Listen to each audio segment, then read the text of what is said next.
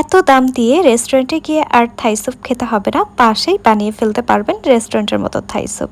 তো প্রথমেই Thai soup রান্না করার জন্য চিকেন নিয়ে নিয়েছি, এরপরে নিয়ে নেব ডিমের কুসুম, এরপরে মরিচ, এরপরে দিয়ে দিয়েছি লেমন গ্রাস, এরপরে আদা, তারপরে হচ্ছে কিছুটা লেবুর রস চিপে দিয়ে দিয়েছি, এরপরে দিয়ে দেব স্বাদ মতো চিনি, তারপরে হচ্ছে গুঁড়ামরিচ ঝালের জন্য, এরপরে দিয়ে দেবো লবণ, এরপরে হচ্ছে গোলমরিচ গুঁড়া, তারপরে হচ্ছে সয়া সস, টমেটো সস। তো এই সবগুলো উপাদান দিয়ে দেওয়ার পরে আমরা চলে যাব কর্নফ্লাওয়ার গুলাতে। তো কর্নফ্লাওয়ার পানির মধ্যে গুলিয়ে খুব ভালো মতো এটার মধ্যে গুলিয়ে নিব। তো কর্নফ্লাওয়ার দেওয়ার পরে আমাদের সব কয়টা উপাদান এখানে দেওয়া শেষ, আর একটা উপাদানও এখানে আর দেওয়ার প্রয়োজন নেই। তো লাস্টলি আমি যতটুকু পরিমাণে স্যুপ খাবো ততটুকু পানি দিয়ে খুব সুন্দর মতো চুলায় হাই হিটে বসিয়ে দিতে হবে।